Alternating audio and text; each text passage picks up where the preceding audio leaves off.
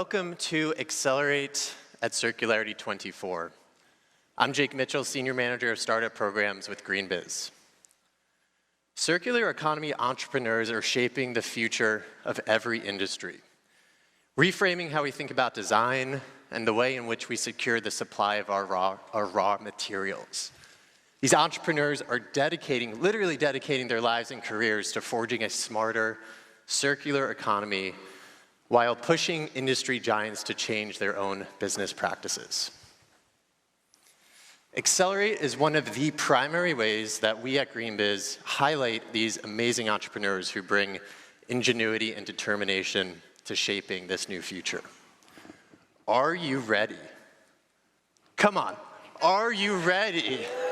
That's the spirit, good stuff, good stuff. Here's how the Accelerate session is going to work. You will hear from 5 entrepreneurs who each have 2.5 minutes to pitch, followed by a discussion and commentary by industry experts to contextualize the pitches. And during that conversation, you will be able to cast your vote to determine the winner. That's right, all of you in this room determine the winner. Live stream folks, thank you for joining, but unfortunately you will not be able to vote, but thank you for being here. With that, I am delighted and excited to welcome our 2 esteemed industry experts to the stage. Please join me in welcoming Jennifer Louie, Managing Director at Closed Loop Partners, and Hannah Friedman, Founding Principal at Planeteer Capital.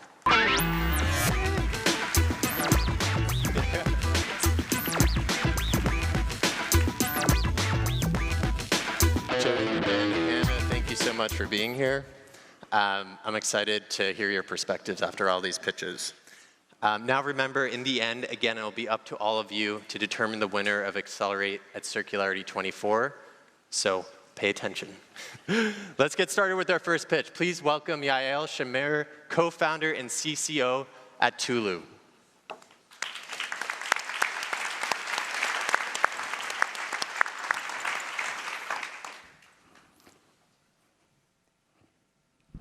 I believe that the best way to capture the essence of Tulu is that we are a part of a fundamental shift happening in consumption paradigms, moving from the equation of I want something, therefore I buy it, into the equation of I need something, therefore I use it.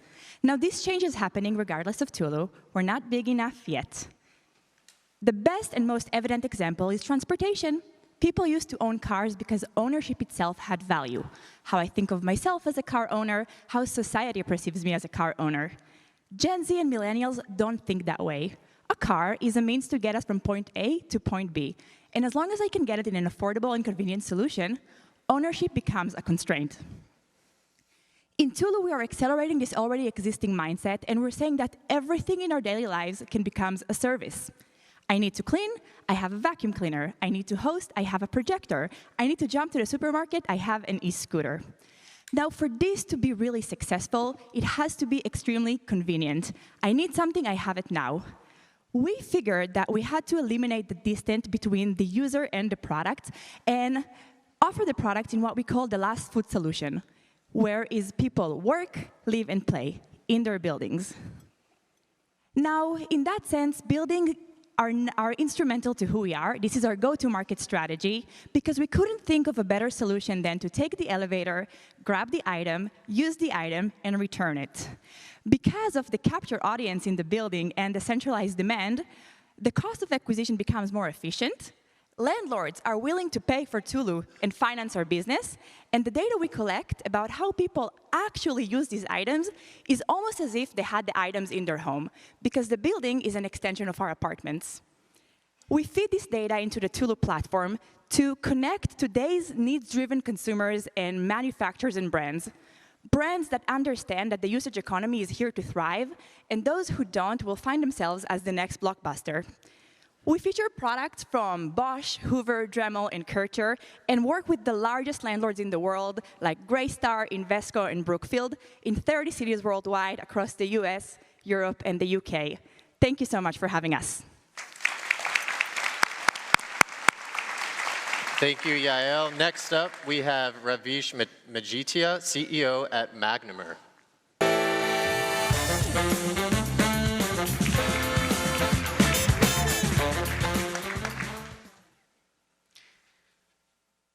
Today, I want to talk about the perception that consumers have, that plastic recycling just does not work.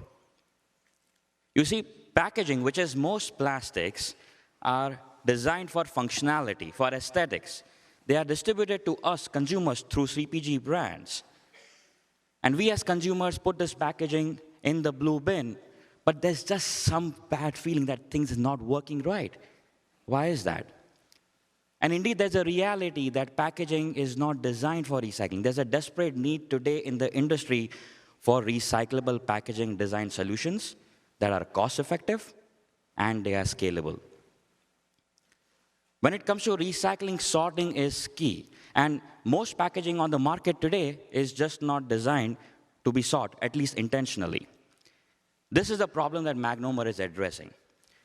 Magnomer has introduced a suite of patented printable coatings that can be printed on any flexible film. They are food safe, they are transparent, but more importantly, they impart magnetization, which allows packaging to be sorted. Take films like labels on bottles. Labels are the biggest impediment to bottle recycling today. Our coatings, which are just printed in line with other colors, a drop-in design, allows recyclers to simply remove problematic labels with otherwise reduced packaging recycling yields. And guess what? They already have magnets. Our coating solution allows recyclers to remove contamination, increasing recycling yields without disrupting their processes, and getting back bottles to circular economy. This technology can be applied to a wide variety of packaging formats, ranging from labels to packaging, multi-layer packaging. But we are focused currently on shrink sleeve labels. We are the biggest impediment to PET recycling today. Our coatings have been tested in commercial recycling facilities and have been certified by the APR and are being adopted by brands globally. Magnomer is a team of chemists and entrepreneurs who are very intrigued by the idea that packaging design can impact recyclability. And we are developing a solution and delivering a solution to market that does it at scale and in a cost-effective way through our coatings. Thank you very much. Thank you, Ravish. Next up, we have Michael Riedijk, CEO at Lucent Bio.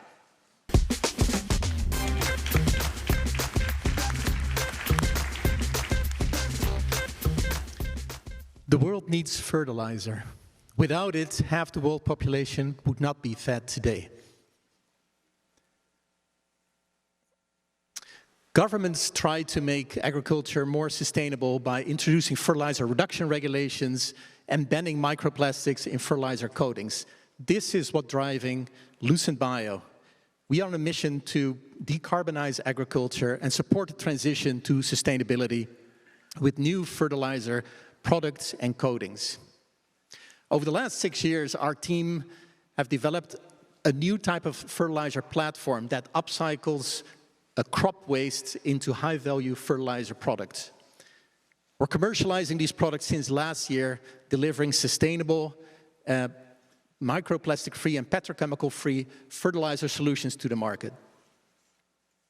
Our business model is unique because we're licensing our technology to food processing companies, upcycling crop waste into sustainable fertilizer solutions. Last year, we opened our first large-scale manufacturing plant in Canada with one of the largest food processors, delivering fertilizer products based on oat hull byproducts. The market we're going after is growing to 30 billion by the end of this decade, and we're targeting North America, Brazil, and Europe. So far, we've raised 15 million in investments, 12 million from government grants. We're working with 9 of the largest fertilizer companies in the world on trials and looking to close 4 million in sales this year, growing to 120 million in the next few years. Over the last 8 years, our founding team of 5 has been working with 35 professionals on transforming agriculture. And if you want to know more or are interested in our Series A round, please reach out to me. Thank you. Next up, we have Joanne Rodriguez, CEO at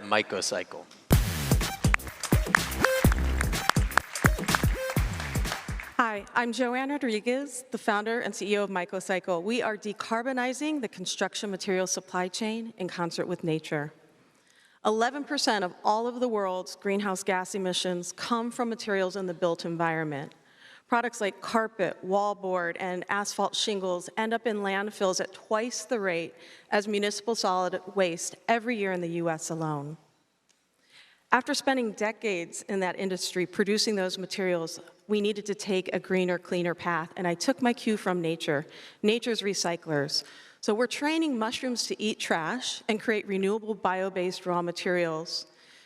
Through the optimization of the natural functions of fungi, we're able to efficiently and effectively create new circular bioeconomies that would replace the need to landfill or burn our waste. We're an ingredient manufacturer with mushrooms. It's easy to deploy our technology through licensing and direct sales. We're fanning out across the network of recyclers and operators worldwide.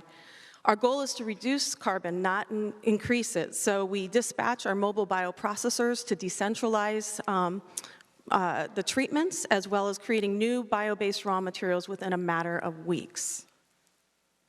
Our process offers values on both sides of the supply chain, so on the waste side, as well as the bio-based raw materials. And these raw materials are now going in to replace things that we would naturally extract from nature. We're working with some of the world's largest building products manufacturers to help them reduce their Scope 3 emissions, and we have over $800,000 in commercial contracts signed and anticipate over $1 million in sales this year.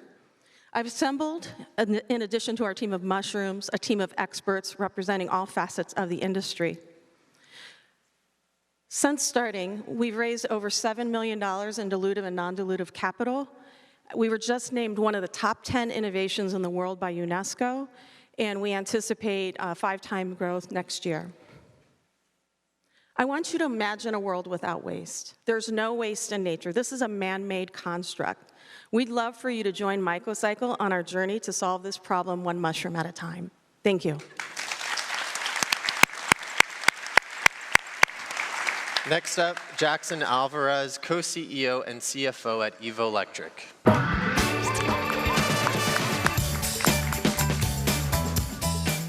Imagine a child covering their face because of the smog of trucks and buses around him.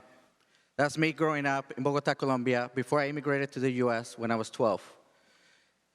This is an issue that's happening in cities all around the world, including right here in the US.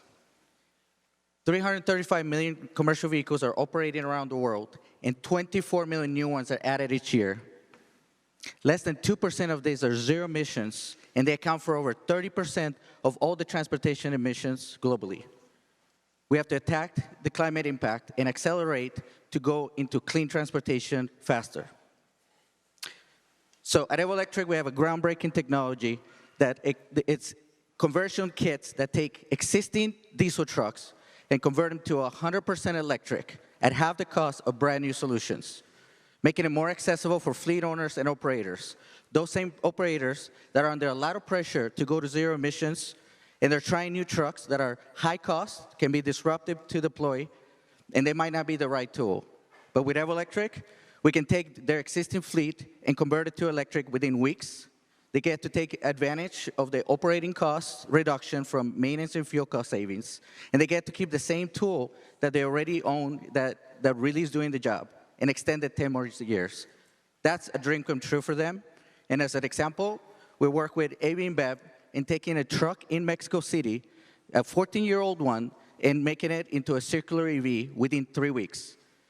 It was put in operation 8 months ago, and it's top performing, ease of use, and very reliable. We get to upcycle also the infrastructure, working with these existing garages and service centers so that they can do the installations and service the vehicles locally.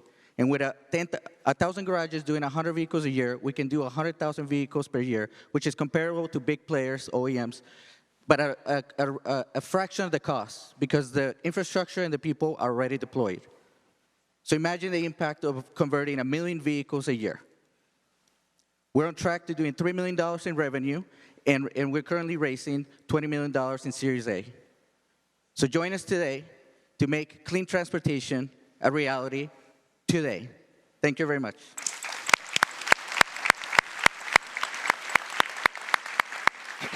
What an amazing group of entrepreneurs and pitches. Let's give it up again for this group of entrepreneurs. All right, in just a minute, we'll hear from Jen and Hannah to contextualize these pitches and how they fit in the broader circular economy. But first, it's time for you, the audience, to vote for which startup you think has the greatest potential to accelerate the circular economy.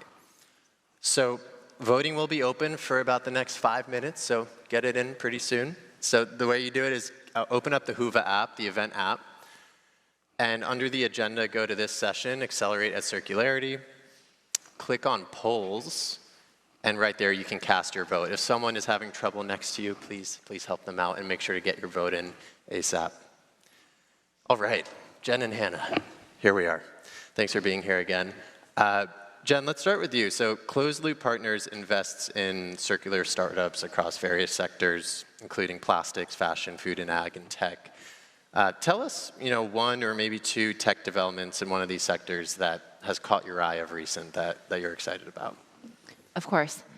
So I think for us, what we're really seeing and what I'm most interested in, given the debt financing and lending activities that I manage at the firm, is really around transparency when we think about material flows for recyclable materials. So very much interested in what's happening in the AI vision system space, track and trace, digital product passports. We're following all of that pretty closely. Great, thank you. I'm curious, with any of those developments, have you seen any corporate demand for any of these sectors yet, to help plug these startups into corporates? Indeed. One of the portfolio companies that we invested in that's in the AI vision system space, they've just formalized a partnership with a large corporate, which is really exciting. So I think that definitely is a testament to demand in the market.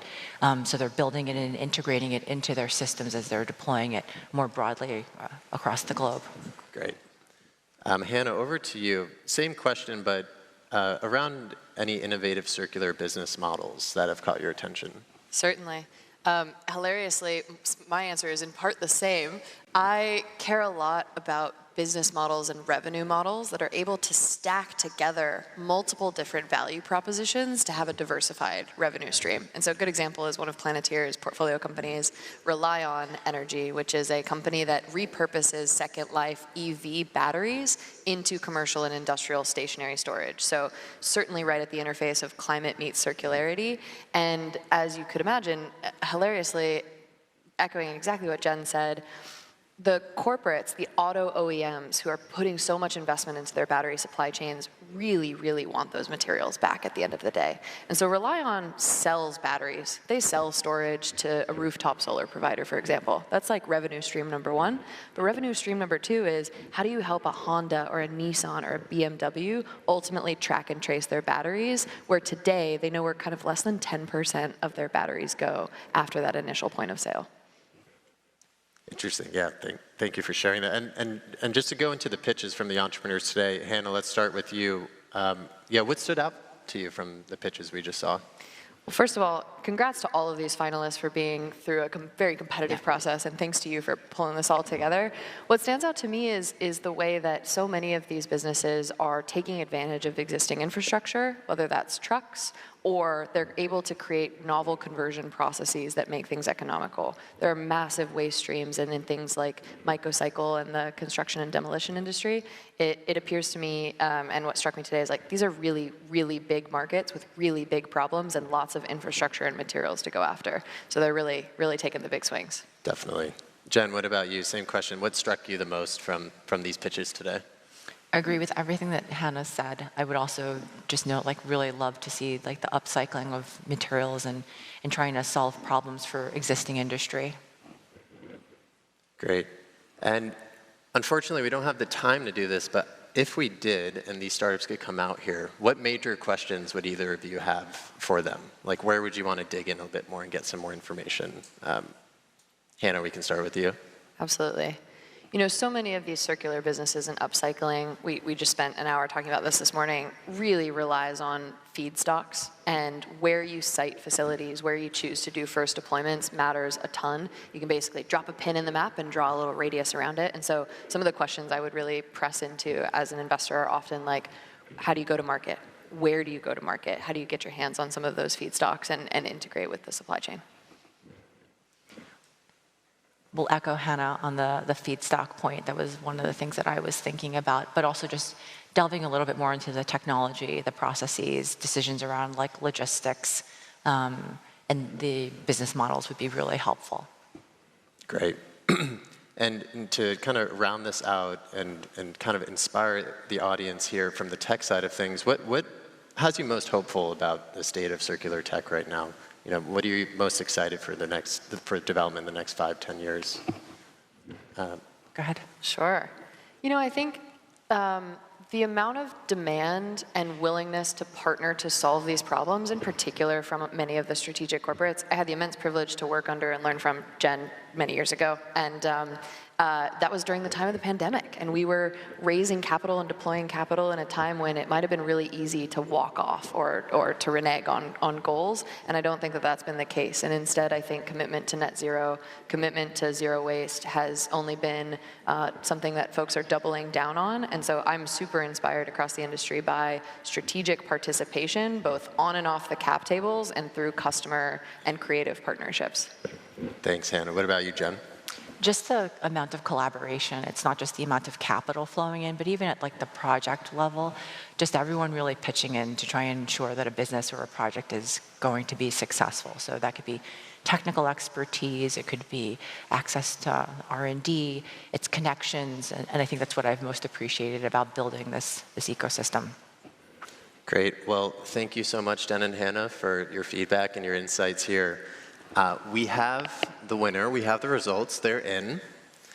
And the winner of Accelerate at Circularity 24 is, can I get a drum roll please, actually? Mycocycle. Congratulations to Mycocycle. Congratulations to all the startups, and thanks again, Jen and Hannah. Thanks, Jake, for having us. Back to you, John.